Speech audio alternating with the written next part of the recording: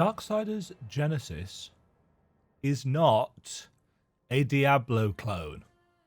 It is not Darksiders 4. It is an action RPG, just like all the other games in the series have been, but it is not being released at a bad time because Diablo 4 will be out soon.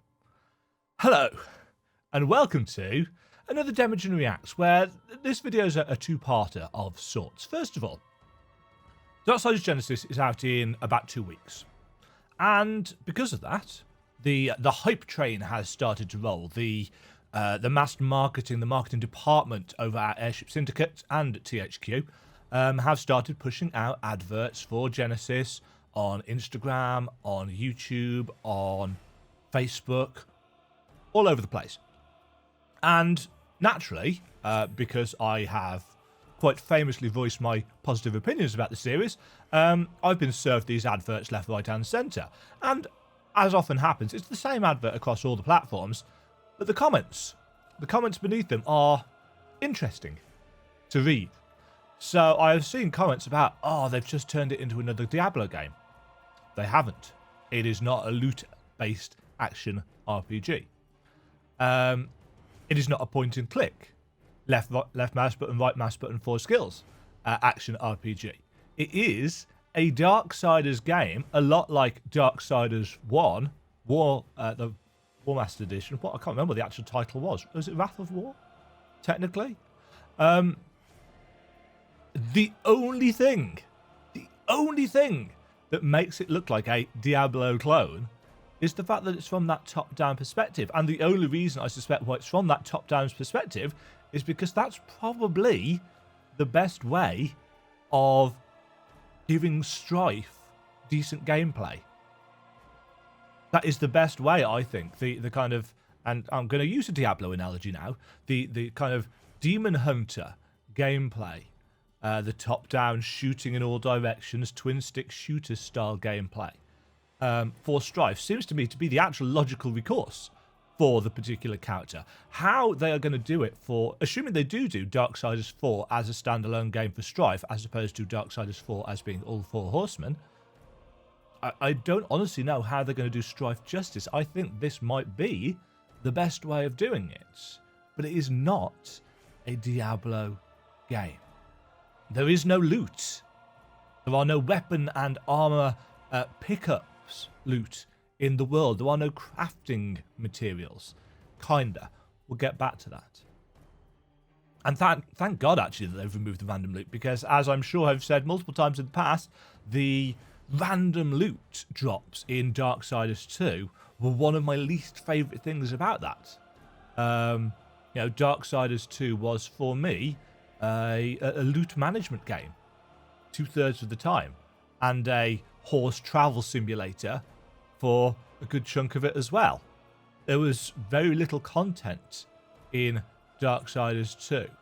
It was, no, that's unfair. There was content, but there was too little content for the size of the world that they created.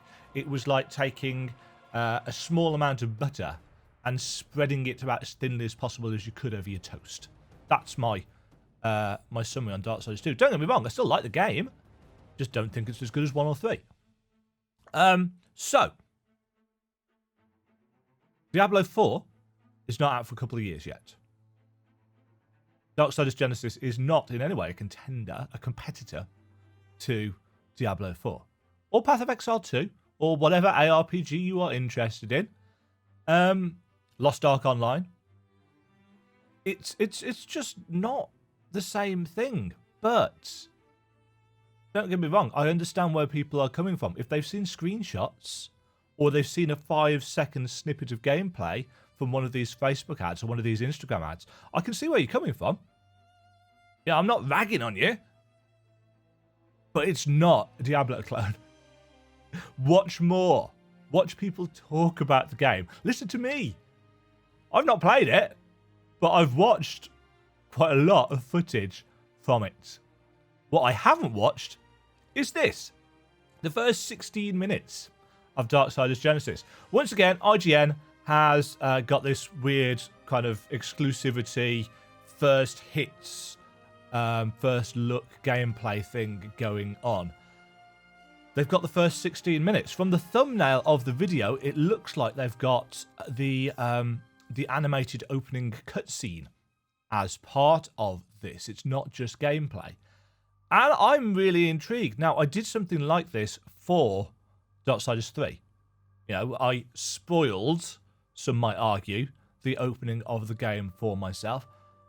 Doesn't bother me particularly. Actually, I kind of liked knowing the setup because it meant I could theorize about where I thought the game was going. No idea. Excuse me. I've no idea if this is going to have the same kind of thing. But I figured... Let's put some volume on it. I figured I'd watch it, react to it, because you all like those for some strange reason. And let's see what goes on. So, 6 minutes in, because Banty.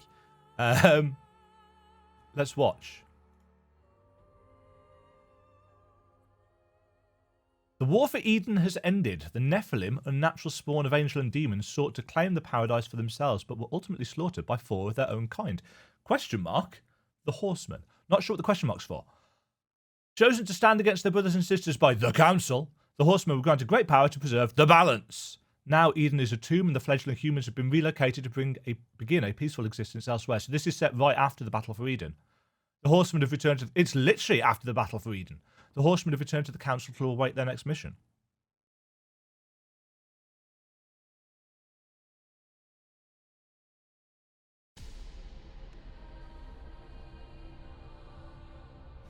Do not mourn.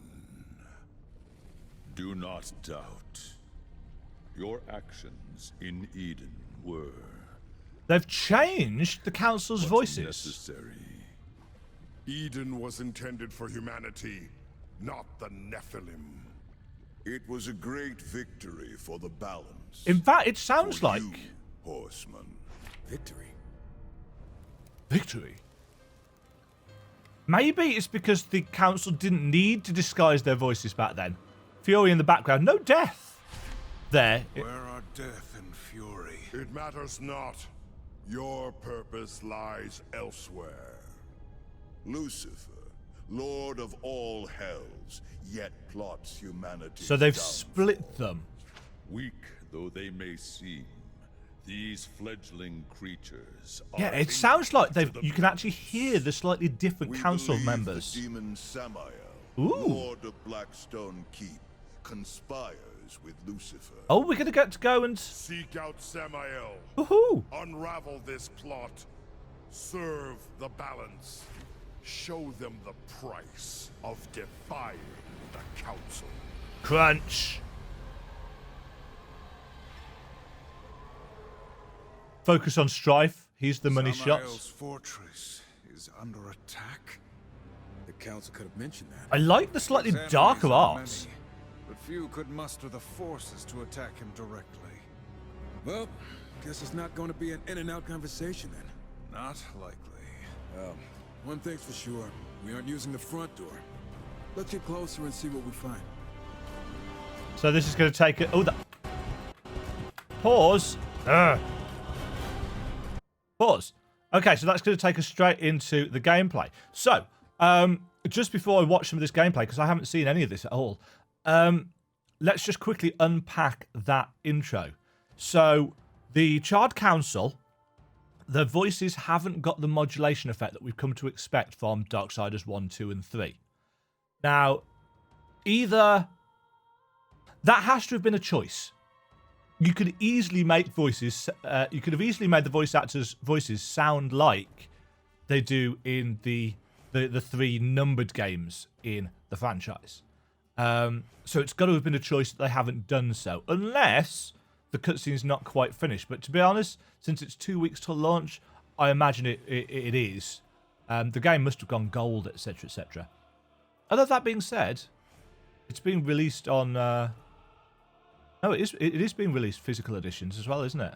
I should know this. I've got one on the way. With a statue. So, they've made the choice. Now, either that means that they wanted the voices to be more noticeably distinct and sound different from each other, or it is so far back in time that the Council has not yet been corrupted, and they don't need to disguise their voices as much. Either way, Fury and Death were just kind of swept away. This is not a game about these guys.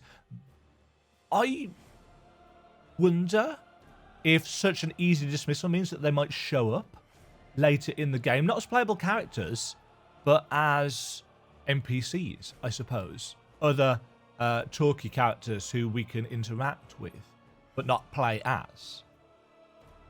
That'd be cool, you know, if they just showed up at random points during the mission. Otherwise, it sounds like maybe they have got plans for Death and Fury. And we do know that Fury shared a room with Death for a millennia, because she says so towards the start of Darksiders 3. So maybe that's what they're doing. Maybe they're off on their own mission, sharing a room somewhere, and Fury holding her nose. Who knows? Who knows? But yeah, a short and sweet and nicely stylized, as we've come to expect, cutscene. Very arty, very kind of graphic novel, comic booky. As you might expect from Joe Mad and his team, you know, the art guys, some of them, from the original 2 games. Right, let's nip back to this. I like this talking head style thing where you bring the character who's speaking into the spotlight. And I do, as I said, I like the slightly darker edge to these designs of them. And I imagine these designs aren't going to change. I imagine we're going to see these 2 particular pictures quite a lot, unless they've animated kind of different facial expressions for them. That would be cool as well, rather than having to go full on 3D models. So, Samael. This obviously is before Armageddon. This is before Lucifer imprisons Samael on Earth. So he's free, he's out and about. Blackstone Keep, of course, we go to in Darksiders 2.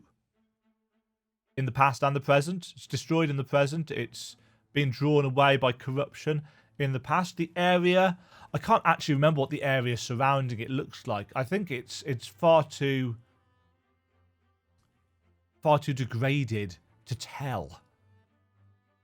But it looks like a keep. Now, I'm sure people could have looked at this and said, oh, this is just like the Siege of Bastion Keep in Diablo 3, and it does to an extent. There's only so much, I imagine, that you can do to show this kind of thing and this kind of scale. Though I do believe Lost Ark does a really big castle siege. Anyway, let's watch.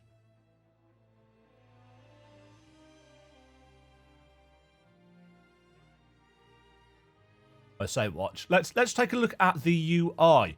So, on the left-hand side, underneath me, we have got the D-pad is being used for consumables and the death grip style thing, plus 2 other possibilities by the look of it. We've got both health bars at the top with the active character.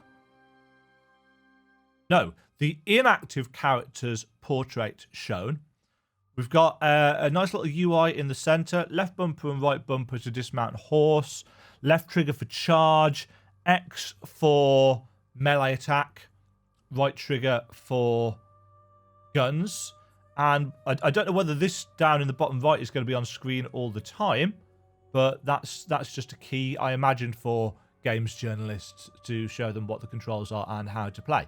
But you can see that it is an isometric game. You are looking down. You've got the nice impact crater, as always, for when they've arrived. And we're just straight onto the horse, and we're straight into it. 2 craters, of course.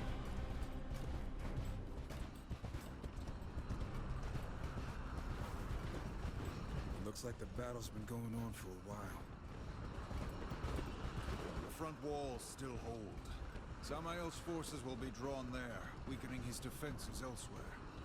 Wait, are you suggesting we sneak in? Good call, but that doesn't sound like it's strategic. Banter. I like that. A little bit of banter. We haven't been able to have that before because we've had so little interaction between them. So little bits of cutscenes to introduce enemies. And that's really loud. Mysterious objects. I'm assuming that's one of the creature core things. So as you can see, there is no loot dropping. There are collectibles. Is that a boatman coin up there? That looks suspiciously like a boatman coin. I don't know what resolution this video is at, but it's not 1440p. No, it's not. He shoots the treasure chest to open it, because of course he does. You can get back on your horse as and whenever you like. Yeah, that's definitely a boatman coin. So, Vulgrim, most likely confirmed. I like the black trail behind the horse. Slightly different look to the coin than previous. Looks slightly squatter. I'm trying to figure out what these purple things that he's picking up are. But you can see how the twin stick shooter is quite useful for Strife's gameplay. I'm assuming those symbols on the ground have got a purple... Oh, this is his kill streak thing. And I'm assuming the red pip above enemy heads is to... a debuff? I'm thinking a debuff. They've still got the same map icon from Darksiders 1. Which I quite like. Oh, we swapped to war. So he's got... I like that impale and throw combo. So he can use his...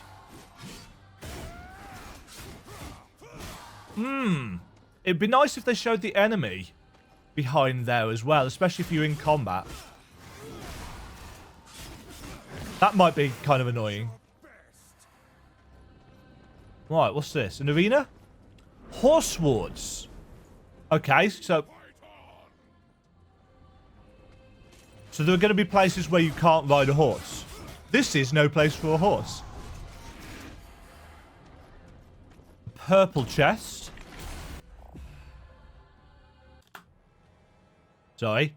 Press Y to charge up and release a wave of energy forward, cutting through the ground and any enemies in its path. Higher charge levels will travel farther and deal increased damage. Passive. Has a chance on any Chaos Eater attack to deal damage and knock an enemy down. Attack power is permanently increased for each enhancement acquired. So these are going to be upgrades to our main weapon. No. Our weapon's on X. So, instead of having two weapons equipped, as in the previous game, so you might have the Tremor Gauntlet or the Scythe or whatever, it looks like you're going to get extra abilities on Y. For War, and actually, no, probably for Strife as well, because you're firing your guns on the triggers, aren't you? So, it's got an active and a passive effect. So, the longer you charge it, the longer you hold the button to charge it, the further it goes. But it's also got a chance to deal extra damage and knockdown. Which is good, because War's quite slow.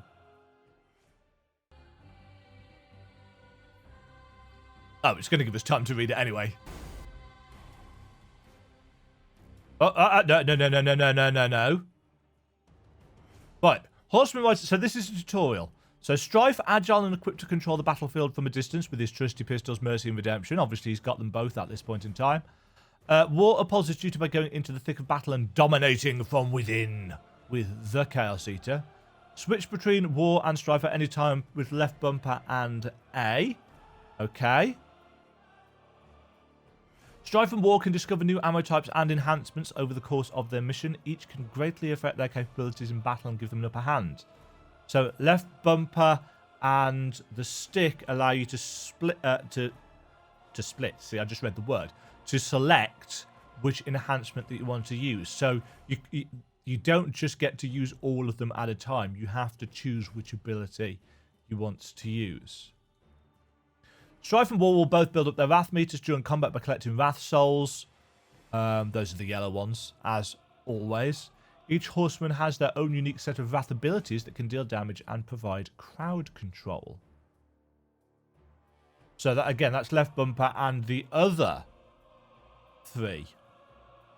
So left bumper is for selecting things.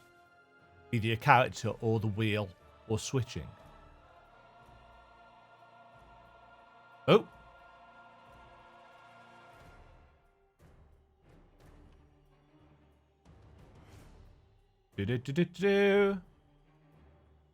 Yeah, so this is what it will actually look like during gameplay, which is pretty much the same as it was. So you've got your character swap. I've got a cursor, haven't I? Character swap here. Yeah, so you've got the character who's not being played up in the top left there, his portrait. And then down here, that might change depending on who you're controlling. And then you've got his Blade Geyser there. You can add, I'm assuming, other things there. And you can select your enhancements by clicking down R. I'm assuming it's clicking down, or it might just be moving R to bring up this. And then you can select per character, I'm assuming, which of your enhancements you want to use. They've still got the same save symbol. So his sword glows green for Earth Splitter. That's Blade Gazer. There it is in motion. So it's quite a narrow. They've still got the same teleporting in animation.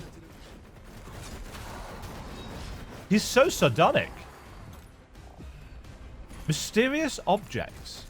What are these mysterious objects?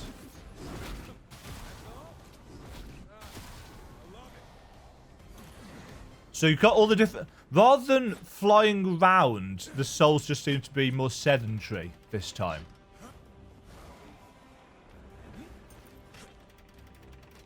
In co-op, I assume you both have to grab a lever. But solo play. Down on the D-pad for health potions. So you can mellow quite well on a horse as Strife if need be.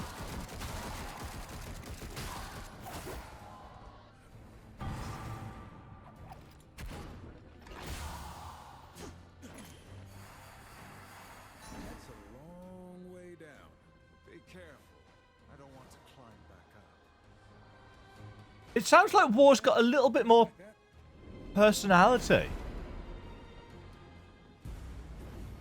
So that looks like one of the eye barriers, but not quite the same.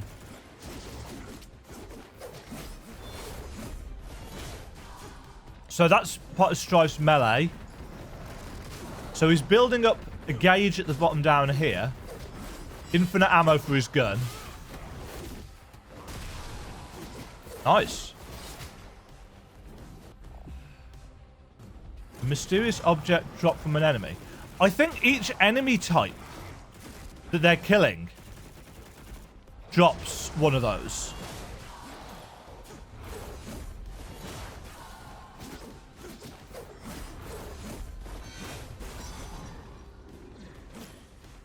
And if, yeah, so these are the creature cores. If you, and you have to destroy that.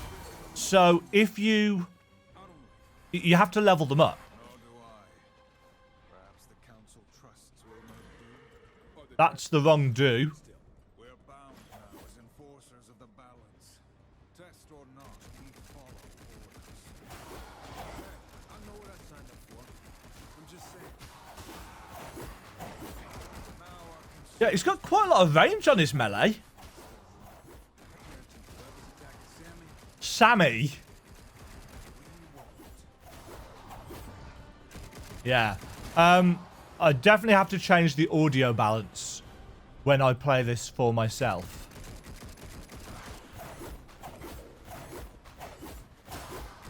Yeah, this looks a lot like the kind of environment that you would have seen in Darksiders 1 or 2.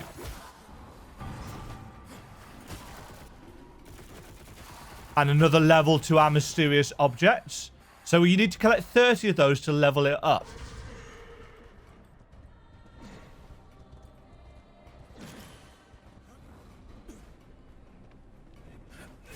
Ghost Hook is Strife's version. What's it? What's War's? Is it the Abyssal Chain for War? Or maybe he doesn't have the Abyssal Chain yet and they're both using Ghost Hooks. This is no place for a horse.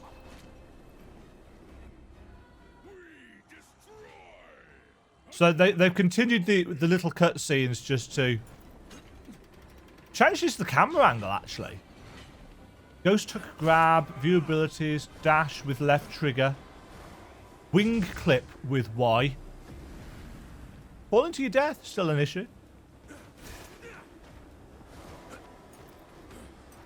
I'm assuming wing clip probably does what it does in World of Warcraft and slows the enemy down. So instant swap outs.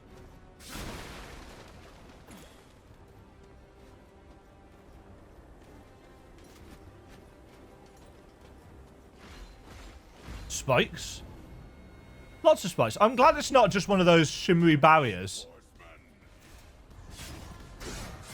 Oh, they've got the big bomb things. Yeah, I'm wondering what the purple stuff that's dropping is. Green is health.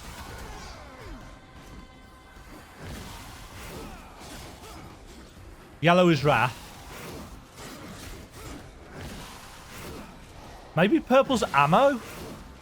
They do look a bit like ammo boxes, actually. Another mysterious object, so different enemy.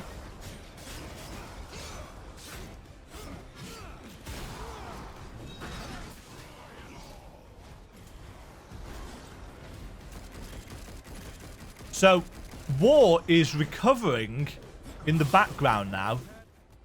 Now, if Strife picks up... Yeah, so when Strife picks up health orbs, the character in the background, if they need it, they get health back as well, by the look of it. For the purple chest.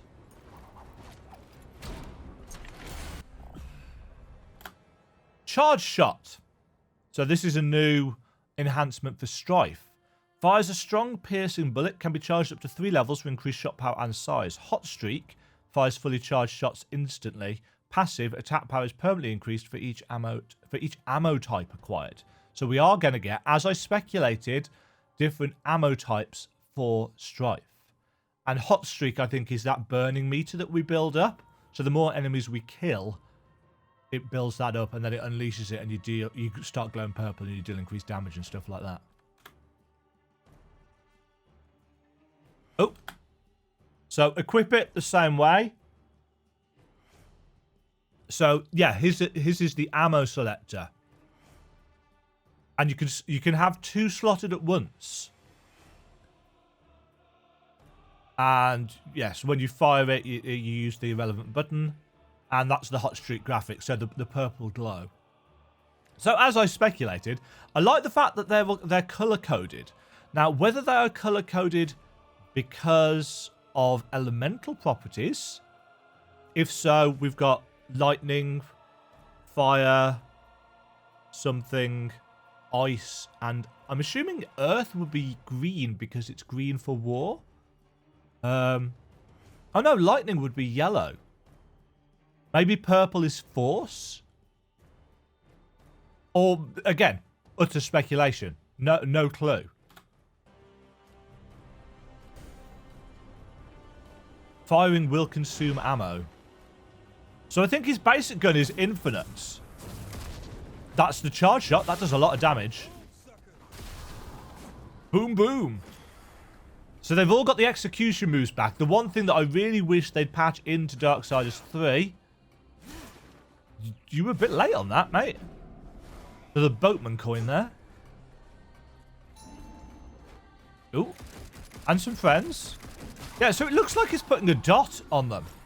Or a debuff of some sort. More boatman coins. There seem to be a lot more of them.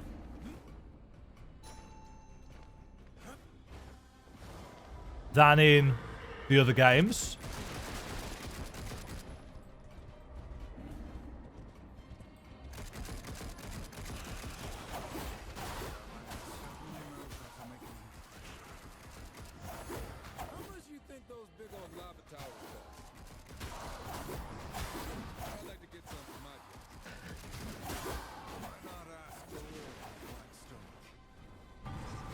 I'm really liking the banter between these two. So they've both got shadow wings, obviously. But of course, they are on council business here. So they are fully powered. This is kind of Diablo-esque. With the giant ballista to destroy.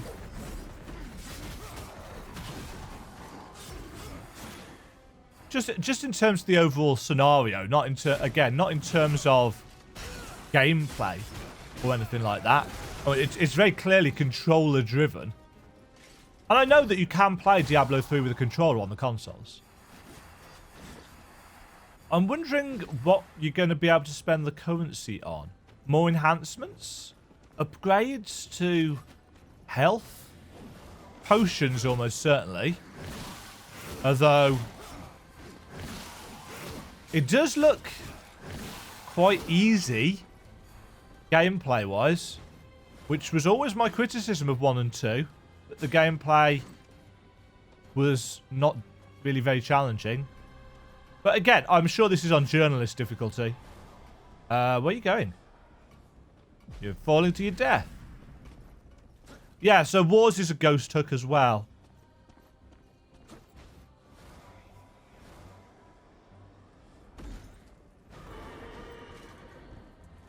Here's Ruin. So he's got his fiery footsteps, as you might expect. Wasn't... Oh. Little bit of a transition there. What's this? Trickster key. Oh. Nice. Nicely done. You missed out on all of those. What is that? Do you think it could be Moloch? He doesn't have the muscle, but this smells like him. Question is, why? Hell is a pit of vipers. Do demon lords need a reason to wage war with Ah. Guess not, but someone got bold. They will provide entertainment on our way to Samael. You better have something interesting to tell us, or the council is going to be pissed. If we don't keep moving, we'll be questioning a corpse. This assault is fierce. Hurrying for his sake? How annoying. How annoying. So there we go. 16 minutes of Genesis footage. Hopefully this has kind of proven the fact that it is not a Diablo game or a Diablo clone. It is an action RPG in its own right, as the others in the franchise have been. There's lots of stuff there. Lots of stuff to keep interested in. I saw that there was a boss battle video. I'm not going to watch that one. I would like to keep some surprises for myself. Darksiders Genesis, as far as I'm concerned, is shaping up to be another cool Darksiders game. Some people might say, oh, you don't have much in the way of standards, Dema. And you might be right. But as far as I'm concerned, if a game plays fun and looks fun and entertains me, then well done game. It's done a good job. Darksiders 1 is so far, not having played this, Darksiders 1 is still at the top of the franchise for me, followed reasonably closely by 3. Darksiders 2 is still a padded, bloated, thinly spread mess as far as I'm concerned, with a terrible loot drop system. But again, as I've said in multiple videos past, I know that's an unpopular opinion. But it's an opinion, and that's the best thing about subjectivity. You can't say my opinion is wrong, because it is my opinion about a subjective media, like how good a video game is. So yeah, I like that intro. I like the setup. We're actually going to go and help Samael, which neither of them are clearly very fond of. I like the banter between the characters. I like the size of the environments. And in a game like this, where there are so many more enemies on the screen, my biggest problem with the size and scale of Darksiders 2 was that the environments were big and impressive to look at, but kind of empty. And the chores that they had you doing there were kind of repetitive. Go and find these 3 things. Or go and do these 3 things to get one of 3 other things that you need to do. Like the Lords of the Dead. You know, go and rescue 3 souls from 3 spires just to get one of the Lords of the Dead, which is one of the 3 that you need. And which is why Fury took the mick out of them.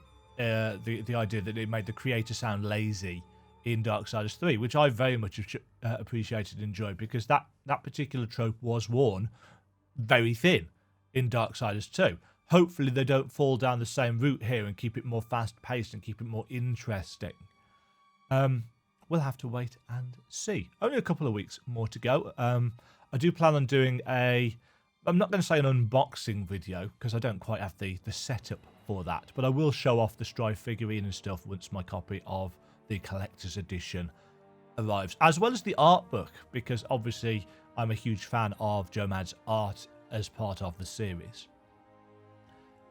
Hopefully you've enjoyed that reaction and mini rant. I'm going to go now before this video bloats out even more. See if there's any other new information come out. If it is, I'll add it on after this. I look really red.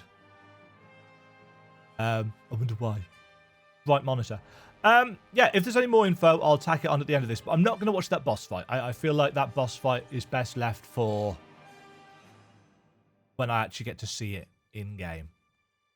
Until then, folks. Ta-ta. Thank you very much for watching. If you enjoyed the video, why not click the like button and consider subscribing. Remember, you can ring the bell notification icon to get notified when new videos go live. And until next time, cheerio.